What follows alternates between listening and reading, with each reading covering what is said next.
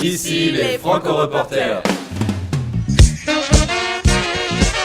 J'ai fait le spectacle que j'ai fait ce matin, c'est le seul que je pourrais me flatter d'avoir rempli par mon propre nom. Maintenant, je joue demain en première partie de Stromae. Et là, bon, il y a quelque chose qui me dit que Stromae est pour quelque chose. Mais je sais pas pourquoi. Mais je crois que si ça avait été moi, il y aurait peut-être eu un peu moins de monde. Je suis venu après le temps des fêtes. Je suis venu à partir de janvier. En janvier, février, j'ai fait une tournée un peu partout en France avec mes musiciens, avec les musiciens de Punkt. On a présenté le spectacle justement qu'on va présenter demain soir avec Stromae. Mais en ce moment, en effet, c'est un spectacle seul au piano et c'est ça que je ferai aussi l'automne prochain, à partir de septembre, fin septembre prochain, tout le mois d'octobre. Je vais venir faire des dates un peu en France et ce sera un spectacle seul au piano. Et aussi, en Europe, c'est très complexe de venir avec mon groupe parce que ça coûte très cher. Et le piano solo permet d'aller partout. C'est une façon d'être libre, en fait, et de pouvoir passer plus de temps en France. Donc, j'ai pas... Parce que moi, souvent les gens me demandent qu'est-ce que tu préfères faire, des grandes salles, des petites salles, des shows piano seul ou des shows avec un band. C'est drôle parce que moi, j'ai pas l'impression d'avoir fait un changement radical. Maintenant, c'est ce que les gens ont l'impression, c'est ce que les gens ont reçu. Moi, j'ai l'impression que c'est juste une évolution qui s'est faite doucement. Il y a une chose qui est très, très contrastée par rapport à mes autres disques.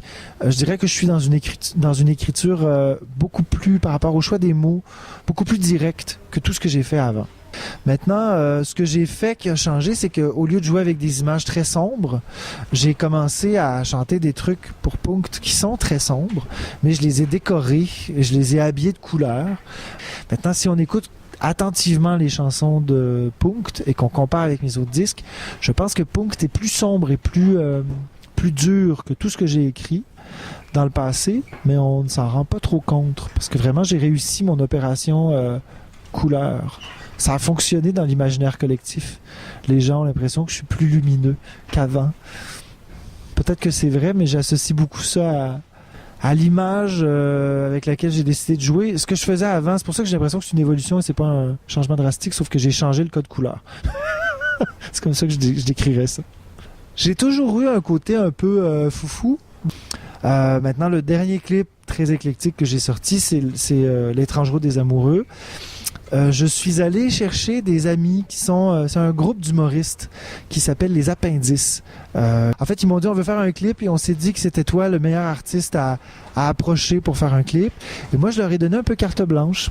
Ils m'avaient suggéré que le vidéoclip soit présenté par Michel Richard, une artiste qui a presque 70 ans aujourd'hui, qui est une chanteuse très très connue chez nous. Ils m'ont suggéré d'avoir elle qui présentait le clip et ils m'ont suggéré de l'embrasser. Et j'ai dit oui. Et c'est ce qu'on voit, le roulage de pelle assez violent, là, c'est ça.